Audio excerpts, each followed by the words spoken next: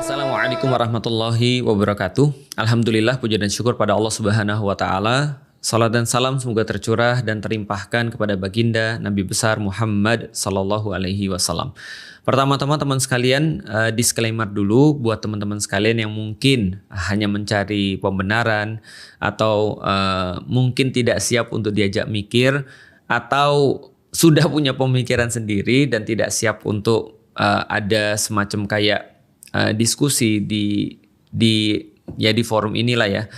Saya sarankan nggak perlu untuk ngelihat video ini ya, karena saya menunjukkan video ini, saya membuat video ini untuk mengajak teman-teman sekalian berpikir lebih dalam, sehingga mungkin apa yang saya sampaikan mungkin nggak semua orang suka.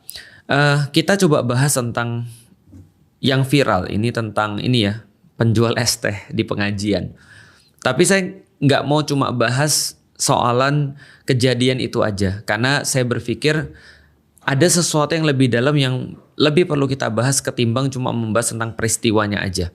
Dan itulah kenapa saya mau buat video ini, karena saya nggak mau video ini cuma ditonton oleh orang ketika cuma kasus ini aja, tapi ini berkaitan dengan sikap mental seseorang ketika mereka menghadapi satu peristiwa atau dalam memandang satu peristiwa. Oke, kita mulai aja dulu dengan kejadiannya. Pertama, soal kejadiannya sendiri, soal present daripada kejadian itu sendiri. Pertama-tama bagi saya secara pribadi sangat tidak etis dalam satu forum misalnya, lantas kita itu menggunakan kata-kata yang tidak pantas dengan cara pengucapan yang juga menyinggung orang. Itu adalah sesuatu yang secara etis jelas sesuatu yang tidak tepat ya. Walaupun secara syariat kita bisa untuk debate, kita bisa punya perbedaan fikih di situ.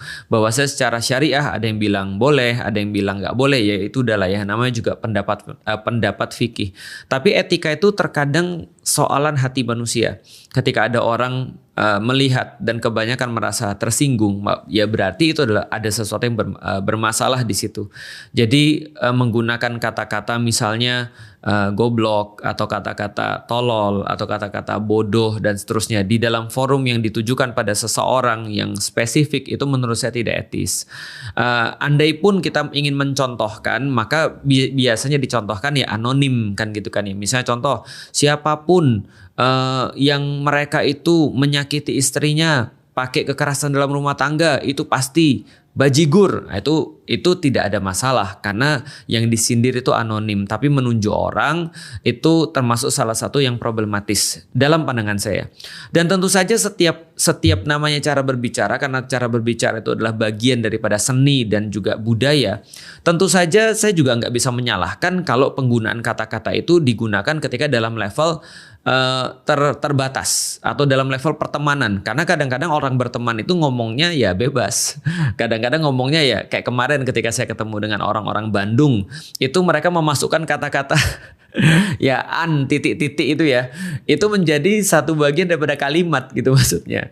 Jadi untuk merasa asik, untuk merasa happy dan seterusnya. Nah, itu mereka menggunakan kata-kata itu yang kadang-kadang kalau dilihat oleh orang yang bukan circle-nya itu kelihatan kayak kasar, padahal bagi mereka itu adalah sebuah seni dalam berbicara dan seni dalam berteman.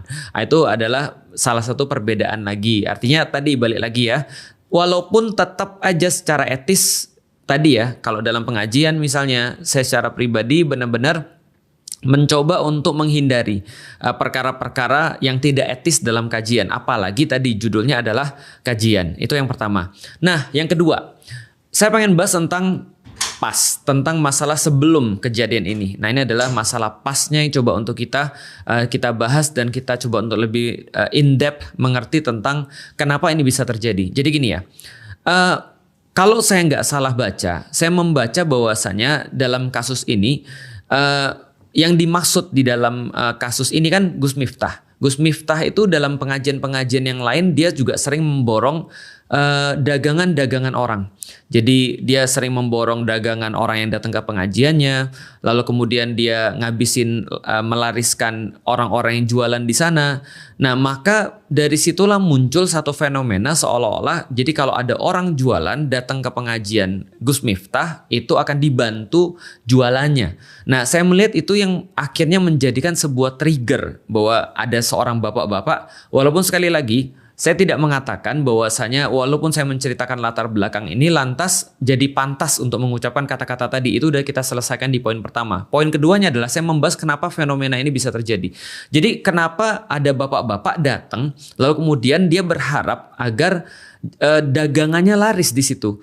Nah, ini adalah satu sikap mental yang dibentuk oleh kejadian-kejadian sebelumnya. Misal, ketika Gus Miftah melariskan dagangan orang, beliin misalnya minuman untuk orang-orang yang ada di pengajiannya, dan saya lihat juga itu banyak terjadi di tempat-tempat yang lain oleh ustadz-ustadz yang lain juga. Maka wajar ketika ada orang yang datang bawa dagangannya, dia berharap dilariskan. Dan menurut saya ini adalah sesuatu sikap mental yang juga kurang tepat. Artinya kita bisa untuk membahas sikap mental apa yang harusnya tepat. Karena ini menurut saya nggak tepat. Contoh kayak gini ya. Ada juga terjadi pada konten-konten creator yang lain. Mungkin teman-teman juga sudah tahu dan pasti menyadari. Ada banyak konten-konten creator yang lain yang menjadikan kesulitan sebagai komoditas. Jadi mereka itu menjadikan orang-orang yang minta-minta, menjadikan orang-orang yang jualan, menjadikan orang-orang yang seolah-olah susah, itu menjadi komoditas untuk menaikkan konten-konten mereka dan menaikkan exposure di dalam akun mereka. Misal ketika ada orang ngelihat, wah ini kalian lagi kesulitan ya, nih gue bantu gitu kan ya. Ini lagi susah lu ya, nih gue bantu. Atau nih gue ambil seluruh dagangan lu, satu gerobak gue beli deh, bagiin pada semua orang. Nah akhirnya muncul apa? Muncul pandangan orang bahwasanya harusnya tuh itu yang wajar. Harusnya tuh kayak gini, ini tuh sudah wajar. Aku tuh wajar dibantu, aku tuh harus dibantu. Nah menurut saya ini mungkin mental yang gak tepat. Kejadian pada konten-konten creator semacam ini bukan cuma satu atau dua orang, adalah orang-orang datang ke dia untuk minta bantuan.